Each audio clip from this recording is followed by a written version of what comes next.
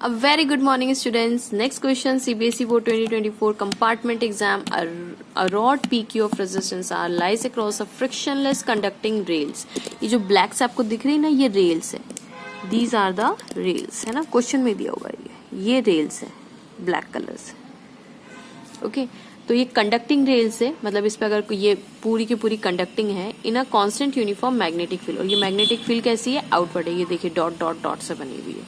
As shown, assuming that rails have negligible resistance, मतलब ये जो रेल्स है इसका रेजिस्टेंस नेग्लिजिबल है, इसको नहीं कंसिडर करना है. Okay, have negligible resistance. The force required to pull the rod, ये रॉड है, रॉड कौन सी? अपनी PQ rod to the right at the constant velocity V. यहाँ पे कांस्टेंट वेलोसिटी से इस रॉड को चलाने के लिए कितना फोर्स लगेगा वो आपको निकालना है, और ये 4 ऑप्शंस दिए हुए. ओके तो चलिए स्टार्ट करते हैं क्वेश्चन. अब देखिए यहाँ पे अगर ये रॉड मोशन तो कर रही है ना, ये रॉड देखिए यहाँ पे ऐसे ऐसे ऐसे ऐसे करके जाएगी तो मैग्नेटिक फ्लक्स को छेड़ेगी.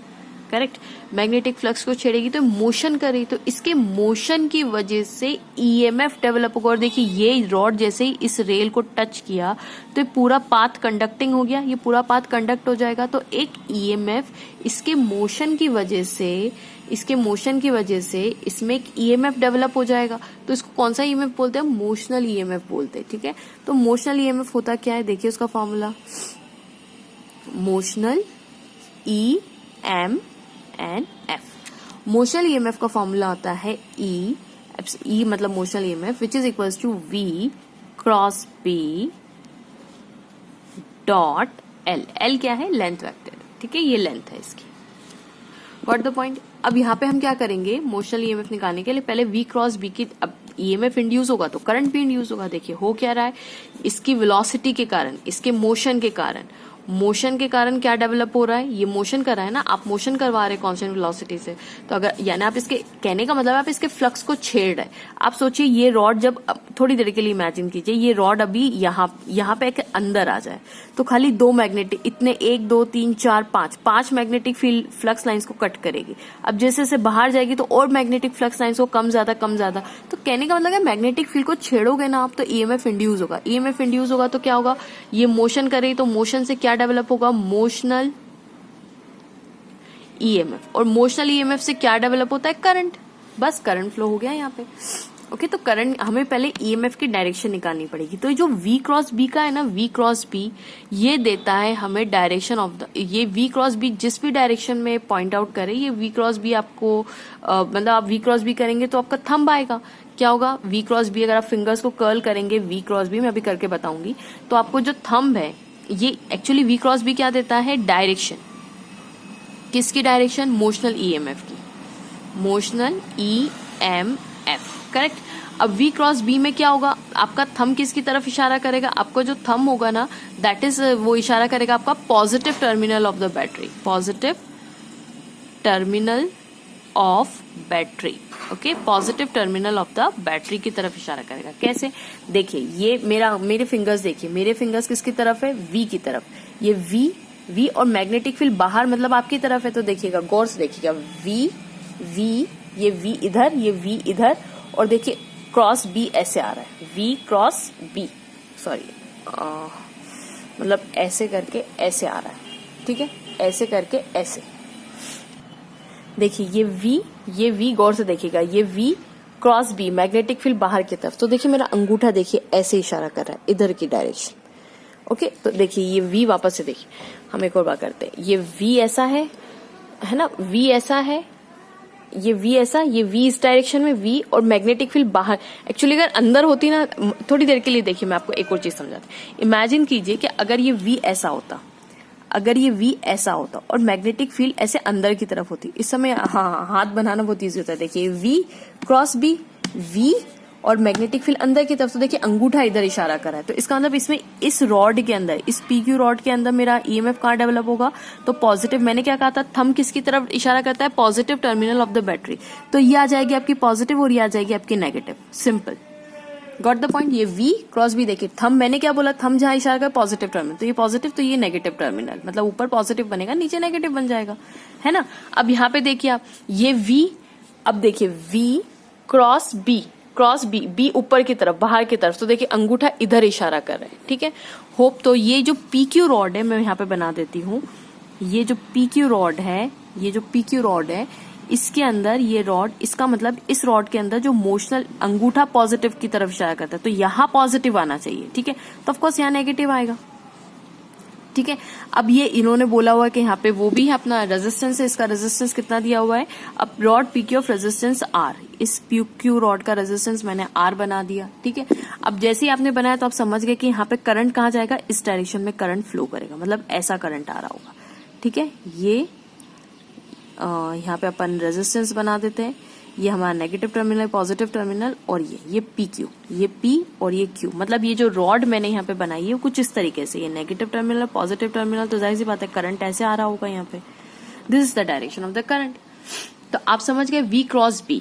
अब देखिएगा V cross B dot L करना है, तो वी क्रॉस बी की डायरेक्शन आपको क्या मिली, ऐसी मिली, अंगूठा ऐसा मिला, ये मैं एक और बार बनाती हूँ, पी और क्यू। तो मान लीजिए, थोड़ी देर के लिए मानिए कि ये जो मेरा v क्रॉस b है, ये v क्रॉस b, इसकी जो डायरेक्शन आई, इस डायरेक्शन को मैं c वेक्टर नाम दे देती हूँ, ठीक है। तो डायरेक्शन मेरी यहाँ आई, इस c वाली लाइन में यहाँ पे आई, पी क्यू, मतलब ऐसी डायरेक्शन ऐसी निकली, this is my c vector, है ना। तो इसीलिए तो मैंने इसको पॉजिटिव बनाया।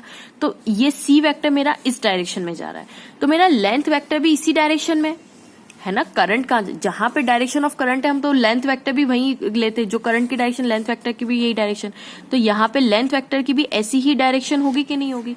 तो अगर आप C, इसको थोड़ी देर के लिए देखिए, EMF इज इक्वल टू, इन दोनों का प्रोडक्ट कितना आया, C आया डॉट L, दोनों सेम डायरेक्शन में, तो CL cos 0 आ जाएगा, cos 0 की वैल्यू 1, मतलब CL, करेक्ट है। तो EMF किसके बराबर आ गया, C इंटू L, CL के बराबर। और what is C, C is nothing but V cross B।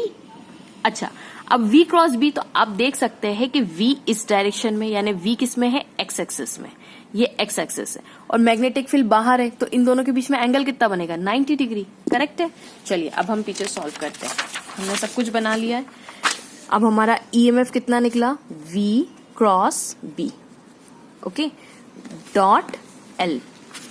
अब मेरा V क्रॉस B क्या है, VB साइन थीटा कर दूं, क्योंकि इन दोनों के बीच में एंगल कितना है, साइन 90, मैं 90 कर देती हूँ, डॉट L वेक्टर है मेरा। अब साइन 90 तो 1 हो गया, V क्रॉस B की डायरेक्शन भी मैंने निकाल ली है ना, तो V और VB डॉट L भी अगर आप करेंगे तो हमने देख लिया, इसको मैंने C नाम दिया था, V क्रॉस B, अब वो C आया, C डॉट L किया, तो अगेन यानी VBL हो गया। मैग्नीट्यूड की बात कर लिया अपने, स्केलर क्वांटिटी है ना, क्योंकि इसकी डायरेक्शन V क्रॉस B की भी डायरेक्शन कौन सी निकली, जो L की डायरेक्शन थी, सेम डायरेक्शन है ना, गॉट द पॉइंट। ये इसी डायरेक्शन में आया, ये देखिए सेम डायरेक्शन, तो C डॉट L, तो CL हो गया, और C की वैल्यू हमने VB रख दी है, ठीक है, ये C हो गया हमारा मैग्नीट्यूड वाइज। अब ये EMF आ चुका है आपका VBL। अब मुझे बताइए, ये जो EMF डेवलप हुआ है, ये करंट को डेवलप करवा रहा है, और करंट क्या होगा, I इंटू आर होगा। यहाँ से हम I की वैल्यू निकाल ले, मतलब EMF by R is equal to current निकल जाएगा। इसको हम थोड़ी देर के लिए रखेंगे और इसको यूज करेंगे आगे, ठीक है, क्योंकि EMF की वैल्यू, अच्छा यहाँ पे EMF की भी वैल्यू डाल ही देते ना, तो I की वैल्यू कितनी आ जाएगी, I is equal to EMF by R, और EMF की वैल्यू ये, तो VBL डिवाइडेड बाई R हो जाएगा। अब स्टूडेंट्स, हमने एक मैग्नेटिक फोर्स नाम की चीज भी पढ़ के रखी, जो होता है I, अगर करंट किसी रॉड में जा रहा है, उसमें लेंथ यानी I L क्रॉस B, ये ऐसा वाला L है, हाँ, क्योंकि क्वेश्चन में ये वाला L बना के दिया हुआ, L क्रॉस B होती है कि नहीं होती, तो वो मैग्नेटिक फोर्स के बराबर होती है ना, तो L क्रॉस B को हम करेंगे तो मैग्नेटिक फोर्स निकलेगा कि नहीं। अब मैग्नेटिक फोर्स की डायरेक्शन देख लेते हैं, यहाँ पे कौन सी डायरेक्शन में डेवलप हो रहा है। तो देखिए, ये मेरा यहाँ पे ये करंट ऐसा फ्लो हो रहा है, this is the direction of current, और मैग्नेटिक फील्ड का है बाहर की तरफ है, मैग्नेटिक फील्ड का है बाहर की तरफ। तो देखिए आप, ये करंट की direction, this is the direction of the current, this is the direction of the current, ये करंट की डायरेक्शन है, करंट, ये देखिए करंट की डायरेक्शन, और मैग्नेटिक फील्ड बाहर की तरफ, इसमें भी देख सकते हैं मैग्नेटिक फील्ड बाहर की तरफ है ना। तो करंट ऐसा जा रहा है, मैग्नेटिक फील्ड बाहर, तो फोर्स कहाँ आएगा, अंदर की तरफ, यानी मैग्नेटिक फोर्स इस डायरेक्शन में लग रहा होगा, देखिए मेरा अंगूठा, तो इसका मतलब इसमें जो मैग्नेटिक फोर्स आएगा आपका, मैग्नेटिक फोर्स आएगा वो यहाँ आएगा, इस डायरेक्शन FB, ये क्या आएगी, डायरेक्शन ऑफ द करंट, ये करंट की डायरेक्शन, और मैग्नेटिक फोर्स यहाँ पे ऐसा आएगा। अब हमें अगर इसको चलाते रहना है विद कांस्टेंट वेलोसिटी, तो जाहिर सी बात है इसके इक्वल एक मैग्नीट्यूड का फोर्स यहाँ लगाना पड़ेगा, ताकि जितना फोर्स ये अंदर की तरफ लगा रही है मैग्नेटिक फील्ड, हम भी उतना ही फोर्स यहाँ पे लगा दे, ताकि दोनों बैलेंस होके चले। और कांस्टेंट वेलोसिटी, देखिए अगर आपने वेलोसिटी एकदम से बढ़ा दी तो यहाँ का फोर्स ज्यादा इंक्रीज हो जाएगा, तब तो हम उसको कांस्टेंट नहीं बोलेंगे। अगर ये ज्यादा बढ़ाओगे तो ये अंदर घुस जाएगा, तब भी हम नहीं बोलेंगे। लेकिन अगर दोनों इक्वल, बस इससे जस्ट इतना लगा दे कि ये यहाँ पे कांस्टेंट वेलोसिटी से मूव हो, ये भी लगा रहा है, ये भी, इसका मतलब हमारा फोर्स जो है वो मैग्नेटिक फोर्स के बराबर हो जाएगा। तो ये उसी वेलोसिटी से चलता रहेगा, जिस वेलोसिटी से अंदर ये खींचे, उस वेलोसिटी से उस फोर्स, जिस फोर्स से ये अंदर खींचे उस फोर्स से हम बाहर खींच रहे हैं। तो ये दोनों फोर्स आपस में इक्वल होने चाहिए ना, क्योंकि एक भी ग्रेटर हो गया तो वेलोस एक्सेलरेशन प्रोवाइड हो जाएगा। ठीक है, तो अगर कांस्टेंट वेलोसिटी से बढ़ाना है तो इस फोर्स को इस फोर्स के बराबर होना पड़ेगा, मतलब ये फोर्स और ये फोर्स बराबर हो जाए।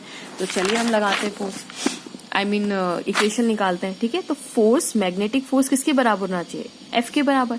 अच्छा, एल और बी के बीच में एंगल कितना है? Again 90 degree. देख लीजिए, एल इस डायरेक्शन में, ये लेंथ वेक्टर इस डायरेक्शन में, मैग्नेटिक फील्ड आउटवर्ड 90 डिग्री है। तो इसको अगर हम सॉल्व करेंगे तो आई एल बी साइन 90 हो जाएगा, यानी कितना हो जाएगा? आई एल और बी। ओके, मैग्नीट्यूड की बात करी इसलिए वेक्टर हटा दिया मैंने।